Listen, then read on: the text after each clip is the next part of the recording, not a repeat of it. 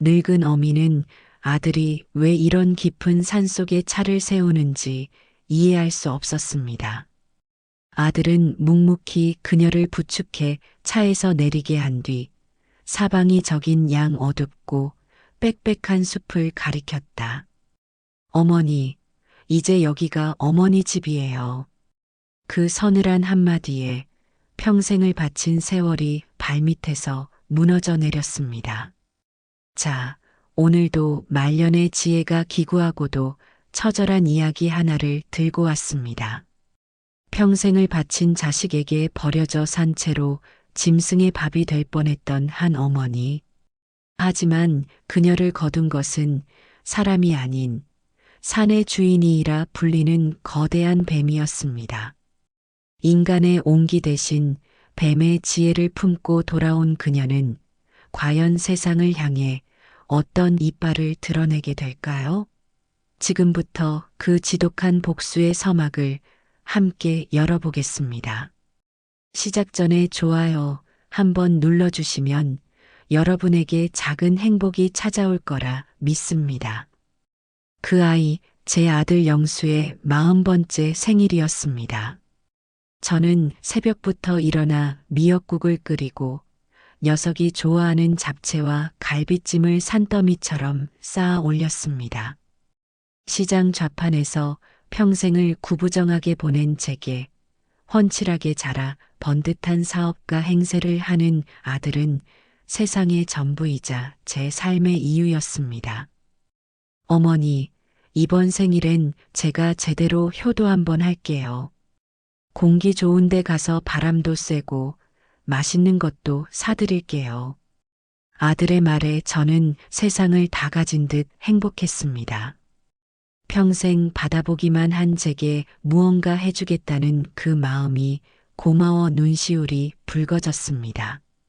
녀석이 사준 값비싼 등산복은 몸에 맞지 않는 옷처럼 어색했지만 아들의 성의를 봐서 군말 없이 차에 올랐습니다. 차는 제가 아는 길을 한참이나 벗어나 낯선 산길로 접어들었습니다. 구불구불한 길을 오를수록 휴대폰 신호는 끊겼고 인적은 사라졌습니다. 영수야, 여긴 너무 깊은 산 아니냐? 불안한 마음에 물었지만 아들은 그저 공기가 다르잖아요. 어머니, 여기가 진짜 명당이에요. 라며 웃어 보일 뿐이었습니다. 그 웃음이 어딘지 모르게 서늘하게 느껴졌지만 저는 애써 제 늙은 마음에 기우일 거라 치부했습니다. 차에서 내려 한참을 걸었습니다. 제 무릎은 금방이라도 부서질 듯 쑤셔왔지만 아들의 보폭을 맞추기 위해 숨을 헐떡이며 뒤를 따랐습니다. 마침내 녀석이 멈춰 선 곳은 사방이 빽빽한 나무로 둘러싸여 길조차 보이지 않는 숲의 한가운데였습니다. 어머니, 잠시만 쉬고 계세요. 제가 차에서 마실 것 좀 가져올게요. 그것이 마지막이었습니다. 아들은 뒤도 돌아보지 않고 왔던 길을 되돌아갔습니다. 저는 아무것도 모른 채 바위에 걸터 앉아 아들을 기다렸습니다. 10분이 지나고 30분이 지났습니다. 산의 공기는 빠르게 차가워졌고 해는 야속하게도 반대편 능선으로 기울고 있었습니다. 멀리서 희미하게 들려오던 자동차 엔진 소리가 완전히 사라졌을 때 저는 비로소 깨달았습니다. 버려졌구나. 내가 내 아들에게. 믿을 수 없는 현실에 심장이 쿵 하고 바닥으로 떨어지는 것 같았습니다. 영수야. 목이 터져라 아들의 이름을 불렀지만 대답은 섬뜩한 산울림이 되어 돌아올 뿐이었습니다. 다리에 힘이 풀려 그 자리에 주저앉았습니다. 녀석의 사업 자금이 필요하다며 제 명의의 집과 땅을 달라던 며칠 전의 대화가 파편처럼 머릿속을 스쳤습니다. 재산을 넘겨주면 걸리적거리는 늙은 어미는 이제 필요가 없었던 것이겠지요. 평생을 바친 세월이, 제 전부를 내어준 사랑이 이토록 허망하게 끝날 줄이야. 눈물이 비오듯 쏟아졌습니다. 그러나 눈물은 이내 얼어붙는 추위 앞에서 사치였습니다. 어둠이 내리자 산은 완전히 다른 얼굴을 드러냈습니다. 이름 모를 짐승들의 울음소리가 사방에서 들려왔고, 바람에 스치는 나뭇잎 소리는 마치 저를 비웃는 속삭임 같았습니다. 저는 살기 위해 안간힘을 쓰며 비틀비틀 걸었습니다. 하지만 방향도 길도 알 수 없었습니다. 뾰족한 나뭇가지에 옷이 찢기고 살같이 핥히어졌습니다. 결국 저는 차가운 땅 위로 쓰러지고 말았습니다. 체온이 빠르게 식어가는 것이 느껴졌습니다. 아들의 얼굴, 시장 사람들의 얼굴, 먼저 간 남편의 얼굴이 차례로 떠올랐다 사라졌습니다. 아, 이렇게 죽는구나. 내 평생의 끝이 짐승의 밥이 되는 것이구나. 서러움과 원망에 눈을 감는 순간, 제 앞으로 거대한 그림자가 스르르 다가오는 것을 느꼈습니다. 죽음을 직감하고 모든 것을 포기한 순간, 저를 덮친 것은 맹수의 날카로운 이빨이 아니었습니다. 차갑고 단단하며 믿을 수 없을 만큼 거대한 무언가가 제 몸을 휘감기 시작했습니다. 공포에 질려 실눈을 뜨자 제 눈에 들어온 것은 달빛을 받아 서늘하게 빛나는 비늘이었습니다. 제 허벅지만 한 굵기의 거대한 구렁이였습니다. 이제 정말 끝이구나. 저는 비명조차 지르지 못하고 숨을 멈췄습니다. 뱀은 제 몸을 칭칭 감아왔지만 숨을 조여오는 압박감은 없었습니다. 오히려 이상한 일이 벌어졌습니다. 얼음장 같던 제 몸으로 뱀의 몸에서부터 기이한 온기가 스며들기 시작했습니다. 그것은 생명의 온기였습니다. 맹수의 체온과는 다른 땅의 심장부에서부터 올라오는 듯한 원초적이고 묵직한 열기였습니다. 구렁이는 저를 잡아먹는 대신 자신의 몸으로 다리를 틀어 저를 품었습니다. 밤새도록 산의 냉기를 막아주는 거대한 담요처럼 꺼져가던 제 생명의 불씨를 자신의 체온으로 지켜주었습니다. 저는 공포와 경이로움이 뒤섞인 채 그 기묘한 온기 속에서 까무룩 정신을 잃었습니다. 얼마나 지났을까요? 희미한 의식 속에서 누군가 저를 부르는 소리가 들렸습니다. 눈을 뜨자 제 앞에는 지팡이를 든 백발의 노인이 서 있었습니다. 그리고 제 몸을 감고 있던 구렁이는 어느새 스르르 몸을 풀고는 저를 지켜보듯 숲 저편으로 사라지고 있었습니다. 산의 주인이 부인을 살리셨구먼. 이 영물이 사람을 품는 것은 평생 처음 보는 일인데, 노인은 자신을 이 산에서 평생 약초를 캐고 벌을 치며 살아온 최영감이라고 소개했습니다. 그는 기이한 광경을 보고 저를 구하러 왔다고 했습니다. 최영감의 등에 엎여 그의 작은 흙집으로 옮겨진 저는 따뜻한 아랫목에 누워 며칠 만에 처음으로 깊은 잠에 들었습니다. 몸을 추스르고 정신을 차렸을 때 최영감은 낡은 라디오를 틀어주었습니다. 지지직거리는 소음과 함께 아나운서의 목소리가 흘러나왔습니다. 치매를 앓던 70대 노모 박순옥 씨가 아들과 함께 나선 등산길에서 실종되어, 그리고 이어진 인터뷰에서 제 아들 영수는 눈물을 흘리며 말하고 있었습니다. 어머니, 제발 무사히만 돌아오세요. 제가 다 잘못했습니다. 그 악어의 눈물을 보는 순간 제 안에서 무언가 툭하고 끊어져 버렸습니다. 저를 산채로 버려놓고 세상 앞에서는 효자 행세를 하는 아들의 가증스러움에 피가 거꾸로 솟았습니다. 최 영감은 며칠 뒤 읍내에서 가져온 낡은 신문 한 장을 제게 건넸습니다. 거기에는 제 아들이 제 모든 재산을 상속받아 새로운 사업을 시작한다는 작은 기사가 실려 있었습니다. 제 법적 사망 처리가 머지않았다는 뜻이었습니다. 그 기사를 읽는 순간 제 눈에서는 더 이상 눈물이 흐르지 않았습니다. 평생을 아들 하나만 바라보며 살아온 어미 박순옥은 어젯밤 그 산에서 죽었습니다. 대신 차가운 뱀의 온기 속에서 새로운 심장을 얻은 존재가 태어났습니다. 그 심장은 더 이상 아들을 위해 뛰지 않았습니다.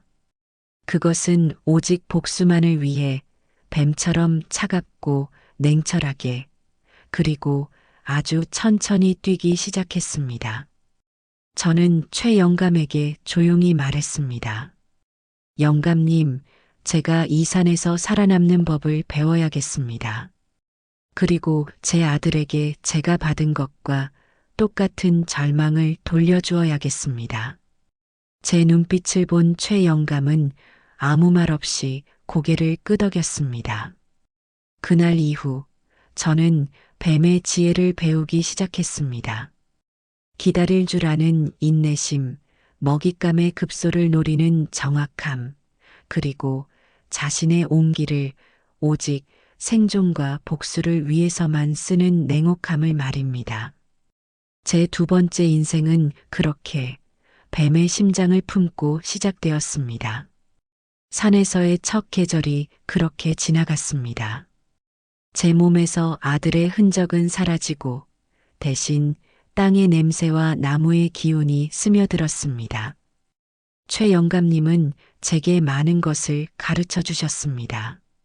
어떤 풀이 독이고 어떤 풀이 약이 되는지, 바람의 방향으로 날씨를 읽는 법, 그리고 무엇보다 기다림의 의미를 알려주셨습니다. 뱀이 먹잇감을 앞에 두고도 몇 시간이고 미동 없이 기다리듯 성급한 분노는 이를 그르칠 뿐이라고 하셨습니다. 제 유일한 벗은 저를 살려준 그 구렁이였습니다. 녀석은 종종 최 영감님의 흙집 근처에 나타나 햇볕을 쬐는 저를 멀찍이서 지켜보곤 했습니다. 그 서늘한 눈빛에서 저는 더 이상 공포를 느끼지 않았습니다. 오히려 기묘한 동질감, 인간 세상에서 버려진 존재들끼리의 말없는 위로를 느꼈습니다. 녀석의 움직임 하나하나가 제게는 살아있는 교본이었습니다. 소리 없이 다가가는 법, 단 한 번의 기회를 위해 모든 힘을 비축하는 법, 그리고 자신의 낡은 허물을 벗어던지고 더 단단해지는 법을 말입니다. 가을이 깊어질 무렵 저는 첫 번째 허물을 벗기로 결심했습니다. 최 영감님이 읍내에 다녀오시며 가져온 낡은 잡지에는 제 아들 김영수의 성공 스토리가 대문짝만하게 실려 있었습니다. 어머니의 손맛을 현대적으로 재해석한 효심의 CEO. 그 위선적인 문구에 제 속은 뒤틀렸지만 겉으로는 아무런 표정도 드러내지 않았습니다. 분노는 이제 뜨거운 불이 아니라 차가운 얼음이 되어 제 심장에 박혀 있었습니다. 며칠 후 저는 최 영감님께 부탁해 얻은 낡은 옷으로 갈아입고 수십 년 만에 머리를 짧게 잘랐습니다. 거울에 비친 제 모습은 더 이상 아들 걱정에 허리가 휘었던 늙은 어미가 아니었습니다. 산 생활로 다져진 다부진 몸, 햇볕에 그을린 얼굴, 그리고 무엇보다 모든 감정이 거세된 듯한 무표정한 눈빛을 가진 낯선 노인이 서 있을 뿐이었습니다. 저는 산을 내려왔습니다. 수개월 만에 마주한 도시는 소음과 매연으로 저를 어지럽게 했습니다. 그러나 제 목표는 단 하나, 아들의 식당 영수성찬이었습니다. 화려한 간판 아래 제 피와 땀으로 지어진 그 건물을 보는 순간 제 안의 얼음이 날카로운 칼날이 되어 버려지는 것을 느꼈습니다. 저는 식당에 들어가지 않았습니다. 대신 식당 뒤편의 식자재가 드나드는 골목으로 향했습니다. 그리고 그곳에서 며칠이고 뱀처럼 숨어 기다렸습니다. 어떤 업체에서 어떤 시간에 어떤 물건들이 들어오는지 눈에 새기고 귀에 담았습니다. 제 평생의 업이 시장 좌판이었습니다. 누구보다 식자재의 생리를 잘 아는 것이 제 유일한 무기였습니다. 마침내 기회가 왔습니다. 영수성찬에 채소를 납품하는 트럭 기사는 제가 시장 시절부터 얼굴을 알던 이의 조카였습니다. 저는 그의 퇴근길을 막아섰습니다. 처음에는 저를 알아보지 못하던 그는 제 이름을 듣고는 귀신이라도 본 듯 기겁했습니다. 저는 그를 다독이며 제가 겪은 일을 말하지 않았습니다. 대신 죽은 사람으로 조용히 살고 싶다며 눈물로 호소하는 연기를 했습니다. 그리고 작은 부탁을 하나 했습니다. 아주 조금만, 딱 한 번만.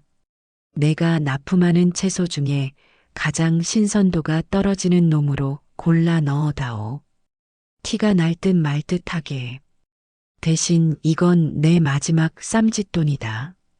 저는 최 영감님이 벌꿀을 팔아 쥐어주신 돈 봉투를 그의 손에 쥐어주었습니다. 그는 한참을 망설이다 결국 고개를 끄덕였습니다. 그날 이후 영수성찬의 명성에 아주 미세한 균열이 가기 시작했습니다. 음식 맛이 예전 같지 않다는 평이 인터넷에 하나둘 올라왔습니다. 고기의 질이 떨어졌다는 둥, 채소에서 흙냄새가 난다는 둥, 교묘하고 사소해서 대놓고 항의하기는 어렵지만 손님들의 발길을 끊기에는 충분한 불평들이었습니다. 제 아들은 원인을 찾지 못해 주방장만 닥달할 뿐이었습니다. 저는 멀리서 그 모습을 지켜보며 아무것도 느끼지 않았습니다. 이것은 복수가 아니었습니다. 그저 낡고 병든 허물을 벗어내는 지극히 자연스러운 과정일 뿐이었습니다. 제 아들이 쌓아 올린 거짓된 성공이라는 허물을 말입니다. 첫 번째 공격은 아들의 자존심에 작은 생채기를 냈을 뿐 치명상은 아니었습니다. 식당의 평판이 조금 흔들리자 영수는 더 큰 한 방으로 모든 것을 만회하려 했습니다. 녀석이 노린 것은 제게 남은 마지막 재산, 제가 시집와 평생을 살았던 고향의 낡은 집터였습니다. 그곳은 제 남편과 함께 묻혀 있고 제 젊음과 추억이 고스란히 담긴 땅이었습니다. 녀석은 그 땅을 개발업자에게 팔아넘겨 목돈을 쥐려 하고 있었습니다. 그 소식을 전해 들은 날 저는 처음으로 다시 눈물을 흘릴 뻔했습니다. 그러나 눈물 대신 제 머릿속에서는 잊고 있던 땅의 기억들이 되살아났습니다. 아들은 그 땅을 그저 돈으로만 보았지만 저는 그 땅의 모든 것을 기억했습니다. 어디에 오래된 우물이 있었는지, 어느 나무 밑에 물길이 흐르는지, 그리고 동네 사람들 모두가 쉬쉬하며 묻어두었던 비밀까지도 말입니다. 제가 어렸을 적 그 땅 한쪽 구석에는 작은 축사가 있었습니다. 동네 사람들은 병들어 죽은 가축들을 몰래 그곳에 묻곤 했습니다. 세월이 흘러 축사는 사라지고 모두의 기억 속에서 잊혔지만 땅은 그 모든 것을 기억하고 있었습니다. 그리고 저 또한 그 땅의 일부였기에 기억하고 있었습니다. 저는 다시 한번 산을 내려왔습니다. 이번에는 읍내의 낡은 공중전화 박스로 향했습니다. 수화기를 든 제 손이 미세하게 떨렸지만 목소리는 얼음장처럼 차가웠습니다. 저는 개발사 사무실 번호를 눌렀습니다. 김영수 씨가 팔려는 땅에 대해 제보할 것이 있습니다. 저는 제 신분을 밝히지 않은 채 익명의 제보자가 되어 담담하게 사실을 읊었습니다.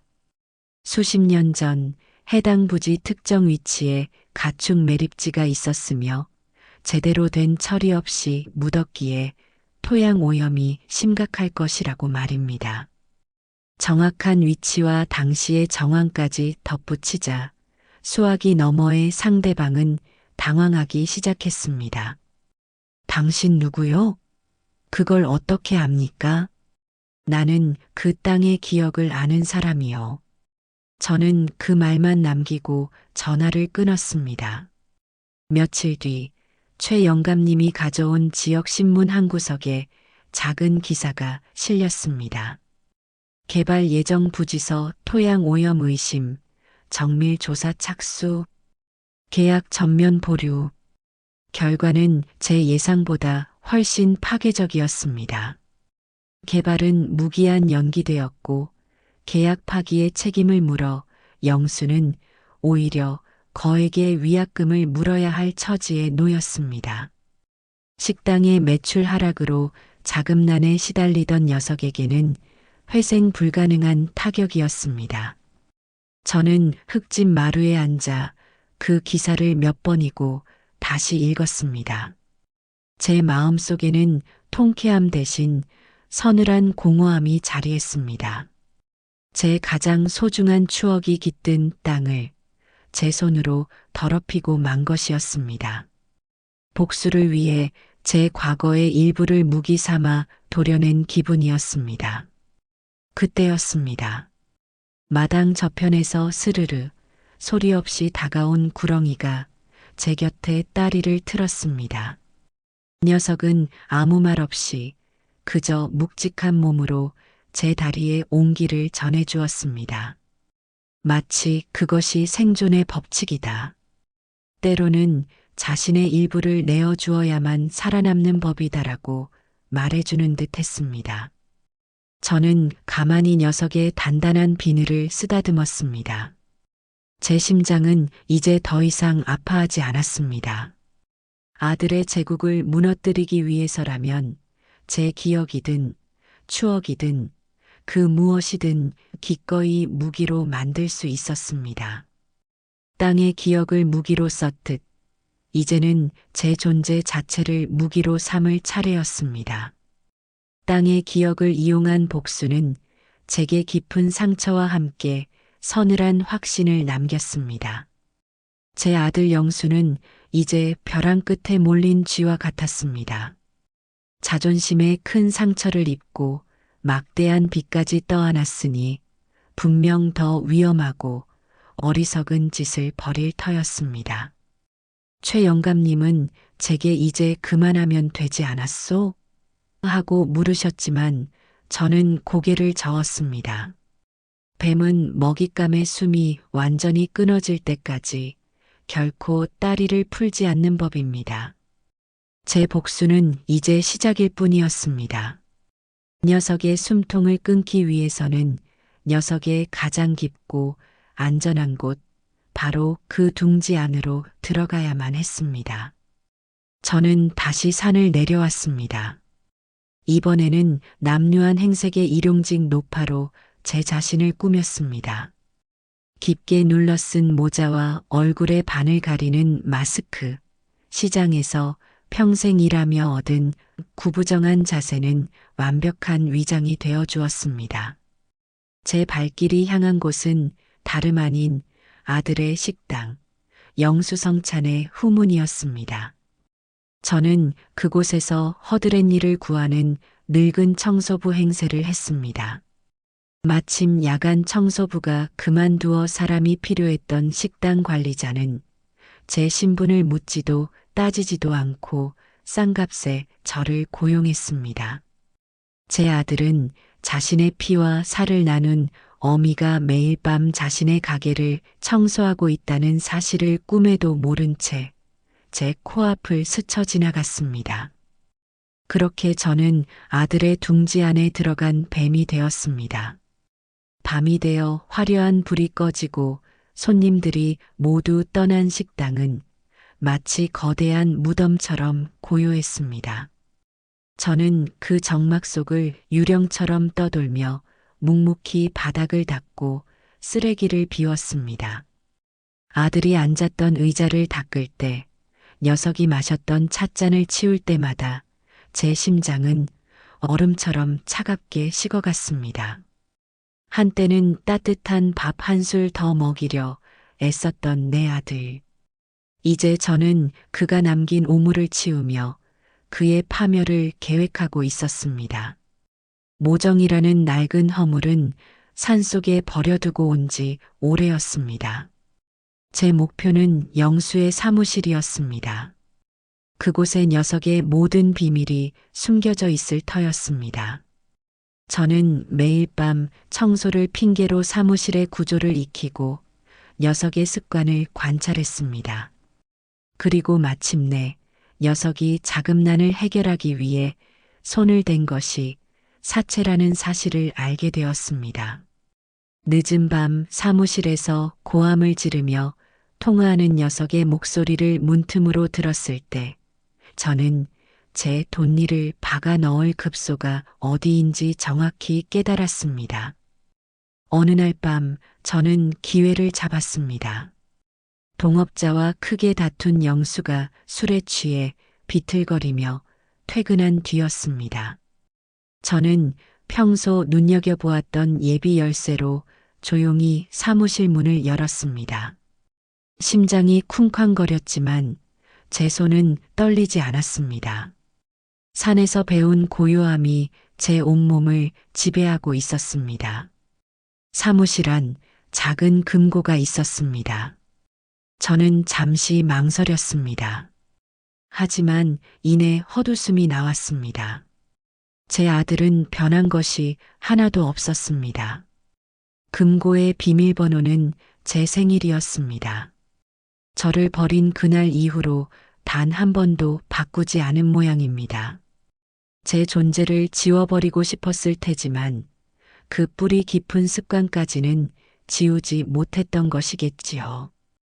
금고 안에는 제 예상대로였습니다. 이중 장부와 함께 피로 쓴 것처럼 붉은 도장이 찍힌 사채 계약서들이 수북이 쌓여 있었습니다. 저는 품속에서 낡은 휴대폰을 꺼내 그 모든 것을 한 장 한 장 소리 없이 촬영했습니다. 어두운 사무실 안에서 터지는 희미한 불빛은 마치 제 복수의 서막을 알리는 신호탄 같았습니다.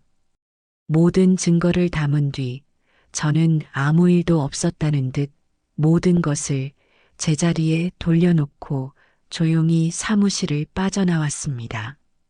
제 손 안에 이제 아들의 숨통을 조일 독이 들려 있었습니다. 손에 넣은 증거는 치명적인 독이었습니다.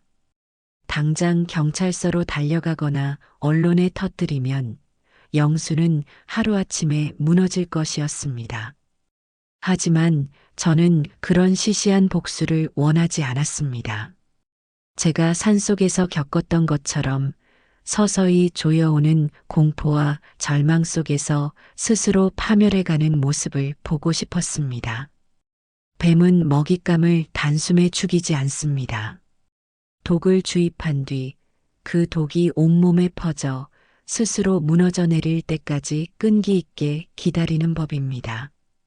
저는 영수의 가장 큰 버팀목이자 유일한 동업자인 박 사장을 다음 목표로 삼았습니다. 그들은 서로의 비리를 눈감아주며 위태로운 공생관계를 유지하고 있었습니다. 그 연결고리를 끊어버리면 영수는 완벽하게 고립될 것이었습니다. 저는 낡은 휴대폰에 담아온 사진 중 사채 계약서 일부와 비자금 내역이 적힌 장부 페이지만을 골라 인쇄했습니다. 그리고 다음 날 밤 청소를 마친 뒤 박 사장의 차 앞 유리에 익명의 편지와 함께 그 서류들을 끼워두었습니다. 편지에는 이렇게 적었습니다. 당신의 동업자는 당신이 모르는 빚의 구렁텅이에 빠져 있습니다. 그가 당신의 배를 가라앉히기 전에 먼저 뛰어내리십시오. 이것은 당신을 살리기 위한 한 동업자의 마지막 경고입니다. 그날 이후 식당의 공기는 살얼음판처럼 차가워졌습니다. 저는 복도 구석에서 걸레를 빠는 척하며 사무실 안에서 새어나오는 두 사람의 고성을 들었습니다. 박 사장은 영수를 거세게 추궁했고 영수는 필사적으로 변명했습니다.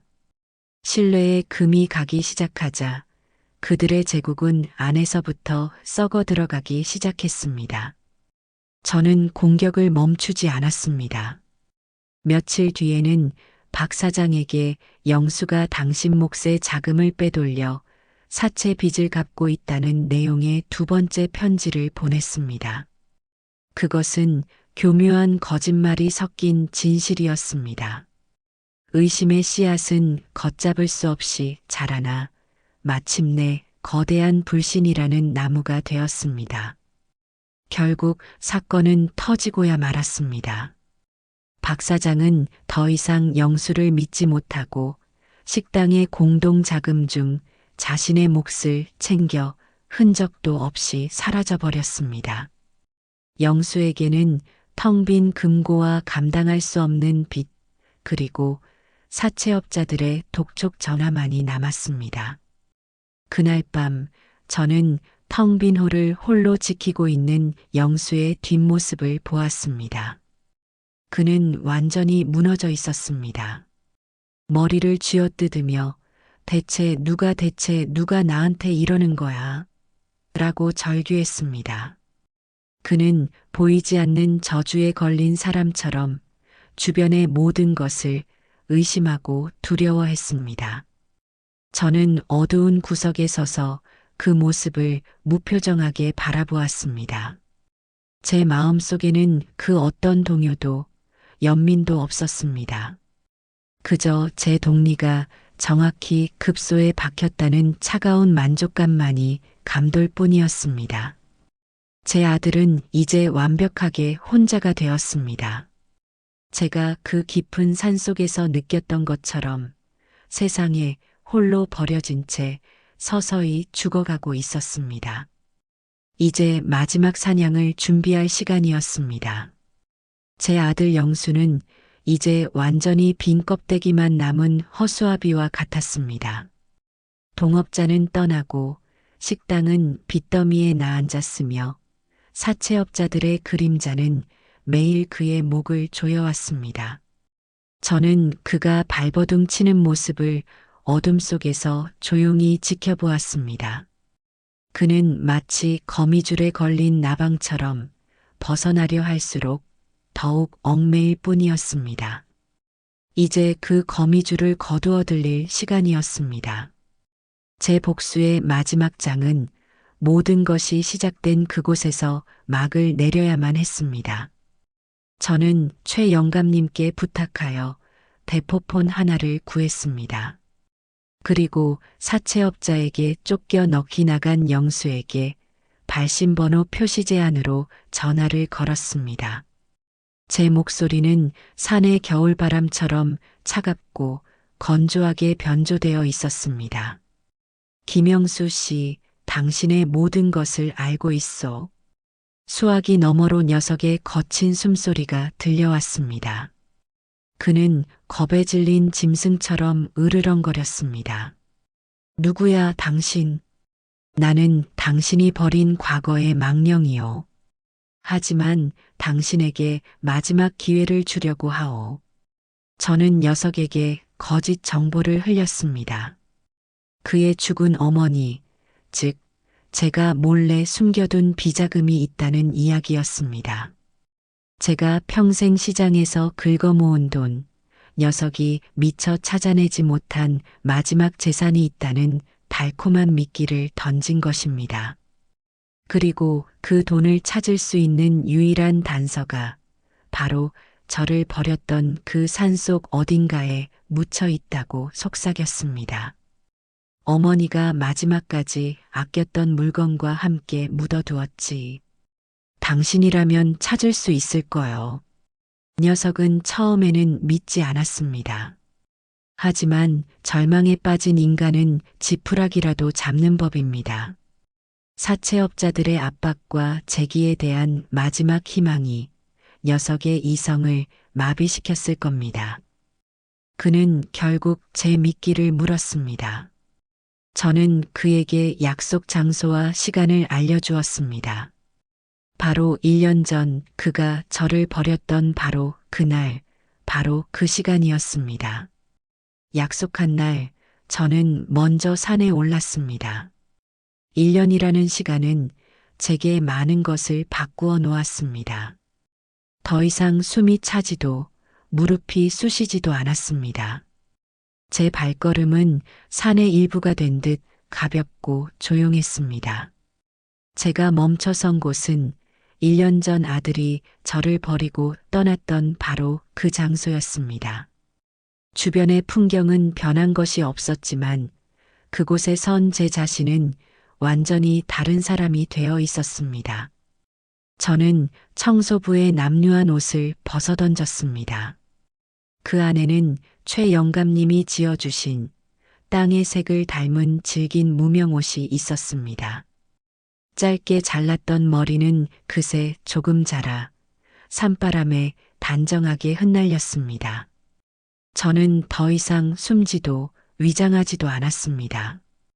온전한 박순옥으로, 그러나 뱀의 심장을 가진 새로운 박순옥으로 아들을 기다렸습니다. 해가 기울고 산에 어스름이 깔릴 무렵 저 멀리서 비틀거리는 인형이 나타났습니다. 제 아들 영수였습니다. 1년 만에 마주한 녀석의 모습은 처참했습니다. 성공한 사업가의 번지르르한 모습은 온데간데 없고 불안과 초조에 찌들어 눈 밑은 퀭하고 옷차림은 흐트러져 있었습니다. 그는 사방을 두리번거리며 마치 귀신이라도 나올까 두려워하는 모습이었습니다. 녀석이 마침내 저를 발견했을 때 그의 눈은 믿을 수 없다는 듯이 크게 뜨였습니다. 그는 저를 알아보지 못했습니다. 그저 낯선 노파가 자신을 기다리고 있다는 사실에 경계심을 드러낼 뿐이었습니다. 당신이 나한테 전화한 사람이요? 저는 아무 말 없이 그를 바라보았습니다. 그리고 천천히 제가 늘 쓰고 다니던 낡은 모자를 벗었습니다. 제 얼굴이 온전히 드러나는 순간 영수의 얼굴은 하얗게 질려갔습니다. 경계심은 순식간에 경악과 공포로 바뀌었습니다. 어머니! 그의 목소리는 신라처럼 떨리고 있었습니다. 그는 유령이라도 본 것처럼 뒷걸음질 쳤습니다. 어떻게 살아계세요? 분명히 실종 사망. 저는 차갑게 웃었습니다. 그 웃음소리가 산의 정적을 깨고 섬뜩하게 울려 퍼졌습니다. 내가 버린 내 어미다, 영수야. 내가 짐승밥이나 되라고 버렸던 바로 그 어미가 내 눈앞에 살아있다. 제 목소리를 직접 듣고 나서야 그는 눈앞의 현실을 부정할 수 없게 되었습니다. 그의 다리가 풀리며 그 자리에 털썩 주저앉았습니다. 그는 어린아이처럼 울부짖으며 제게 기어오려 했습니다. 어머니, 잘못했어요. 제가 다 잘못했어요. 용서해 주세요. 하지만 저는 한 발짝 뒤로 물러섰습니다. 제 마음은 굳게 닫힌 돌문과 같아서 그 어떤 애원도 눈물도 들어올 틈이 없었습니다. 용서? 내가 내게서 빼앗아간 것이 돈뿐이었다면 나는 너를 용서했을지도 모른다. 하지만 너는 내 인생을, 내 믿음을, 내 심장을 버렸다. 그리고 이제 와서 용서를 구하는 것이냐? 제 차가운 말에 영수는 절망했습니다. 그는 고개를 들지 못하고 흐느꼈습니다. 바로 그때였습니다. 제 등 뒤의 숲, 어둠이 가장 짙게 깔린 곳에서 스르르 소름 끼치는 소리가 들려왔습니다. 그것은 거대한 몸체가 나뭇잎을 스치는 소리였습니다. 영수가 고개를 들었을 때 그의 눈에는 세상의 모든 공포가 담겨 있었습니다. 제 뒤편으로 저를 살려주었던 그 거대한 구렁이가 칠흑 같은 어둠 속에서 서서히 모습을 드러내고 있었습니다. 달빛을 받은 녀석의 비늘은 마치 검은 갑옷처럼 번뜩였고 갈라진 혓바닥은 영수를 향해 날름거리고 있었습니다. 녀석은 제 복수의 마지막 증인이자 심판의 집행관이었습니다. 내가 버린 건 돈이 아니라 내 어미의 심장이었다. 그리고 이 산은 버려진 것들을 거두는 곳이지. 제 나지막한 목소리와 함께 구렁이는 거대한 머리를 들어 올렸습니다. 녀석의 눈은 마치 검은 유리구슬처럼 오직 영수만을 담고 있었습니다. 그 눈에는 분노도 자비도 없었습니다. 그저 먹잇감을 앞에 둔 포식자의 서늘한 본능만이 번뜩일 뿐이었습니다. 영수는 완전히 이성을 잃었습니다. 그는 비명을 지르며 뒷걸음질 쳤습니다. 오지 마. 저리 가. 괴물이야. 그는 제게 매달리려 했지만 저와 구렁이가 한데 겹쳐 보이는 그 기괴한 광경에 더 큰 공포를 느끼고는 반대 방향으로 달아나기 시작했습니다. 하지만 이곳은 녀석의 세상이 아니었습니다. 이곳은 제게 생존을 가르쳐 준 제 두 번째 고향이었습니다. 영수는 익숙하지 않은 산길에서 허둥대다 나무뜬걸에 걸려 넘어지고 뾰족한 돌부리에 무릎이 찢어졌습니다. 구렁이는 그를 쫓지 않았습니다. 그저 제 곁에서 마치 연극을 관람하듯 조용히 그 모습을 지켜볼 뿐이었습니다. 녀석은 알고 있었던 것입니다. 인간의 가장 큰 적은 괴물이나 맹수가 아니라 자기 자신의 공포와 어리석음이라는 것을. 궁지에 몰린 영수가 다다른 곳은 1년 전 저를 밀어버리려 했던 바로 그 낭떠러지였습니다. 더 이상 도망칠 곳이 없다는 것을 깨달은 그는 절벽 끝에 서서 미친 사람처럼 웃기 시작했습니다. 그래, 이게 당신의 복수였어. 나를 이렇게 만들려고. 그때 산 아래에서 희미한 불빛들과 함께 사람들의 목소리가 들려오기 시작했습니다. 제가 미리 연락해둔 경찰과 기자들이었습니다. 저는 영수에게 마지막 선고를 내렸습니다. 아니다, 영수야. 나는 널 해치지 않는다. 너를 심판하는 것은 내가 아니라 내가 저지른 죄와 세상의 법이다. 나는 그저 내가 버린 어미가 아직 살아있다는 것을 보여주러 왔을 뿐이다. 그 순간 영수의 눈빛이 흔들렸습니다. 경찰에 붙잡혀 모든 죄가 드러나고 세상의 조롱거리로 전락할 자신의 미래가 파노라마처럼 스쳐 지나갔을 겁니다. 그는 구렁이보다 저보다 세상의 심판을 더 두려워했던 것입니다. 싫어, 이렇게는 못 끝나. 그는 중얼거리며 한 발짝 뒤로 물러섰습니다. 그리고 발밑을 보지 못한 채 허공에 발을 헛디뎠습니다. 어머니. 그가 마지막으로 부른 것은 제 이름이었습니다. 하지만 그 외침은 칠흑 같은 절벽 아래로 순식간에 삼켜져 버렸습니다.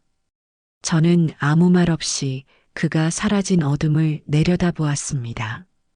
제 손으로 밀지 않았지만 결국 제 복수는 완성되었습니다. 녀석은 스스로의 공포와 죄의 무게에 짓눌려 파멸한 것입니다. 모든 것이 끝난 후 저는 경찰에 자수하지 않았습니다. 대신 최 영감님을 통해 익명의 제보자로 영수의 모든 비리 증거를 넘겼습니다. 그리고 영수가 제게서 빼앗아갔던 모든 재산은 변호사를 통해 사회에 환원하도록 조치했습니다. 저는 이제 돈도 집도 아들도 없는 무의 존재가 되었습니다. 하지만 이상하게도 마음은 평생 처음으로 평온했습니다. 저는 다시 산으로 돌아왔습니다. 최 영감님의 흙집 마루에 앉아 그가 따라주는 따뜻한 약초차를 마셨습니다. 제 곁에는 어느새 다가온 구렁이가 묵직하게 몸을 기대고 있었습니다. 녀석의 차가운 비늘에서 이제는 그 어떤 복수심도 원망도 느껴지지 않았습니다. 그저 말없는 위로와 고요한 온기만이 전해져 올 뿐이었습니다. 인간에게 버림받아 뱀의 품에서 다시 태어난 제 삶. 이제 저는 더 이상 과거에 얽매이지 않을 것입니다. 이 산과 저를 살려준 이 영물과 함께 저는 제게 주어진 두 번째 삶을 조용히 살아갈 것입니다. 그것이 바로 모든 것을 잃고 나서야 비로소 얻게 된 제 진정한 평화였습니다. 여러분은 이 이야기를 어떻게 보셨나요? 자신을 버린 자식을 향한 한 어미의 복수가 통쾌하셨나요? 아니면 모든 것이 끝나고 텅 빈 마음으로 산에 돌아간 그녀의 뒷모습에서 지울 수 없는 깊은 공허함과 쓸쓸함을 느끼셨나요? 사람에게 받은 상처는 때로 사람이 아닌 거대한 자연과 말없는 생명에게서 치유받기도 하는 모양입니다. 뱀의 온기로 다시 태어난 어머니의 심장. 그 차가운 복수의 끝에서 그녀가 마지막으로 찾은 것은 과연 진정한 평화였을까요? 여러분의 생각이 궁금합니다. 댓글로 여러분의 마음속에 남은 감상을 자유롭게 남겨주세요. 오늘 이야기가 여러분의 마음에 작은 파문이라도 일으켰다면, 그리고 앞으로 이어질 또 다른 인생의 지혜가 궁금하시다면 구독과 좋아요로 조용한 응원을 보내주시면 제게는 큰 힘이 됩니다. 결국 모든 것은 제자리로 돌아가는 법입니다. 뿌린 대로 거두고 버린 것은 언젠가 버림받게 되지요. 지금까지 말년의 지혜였습니다. 다음 이야기에서 또 다른 삶의 한 페이지를 함께 넘겨보겠습니다. 감사합니다.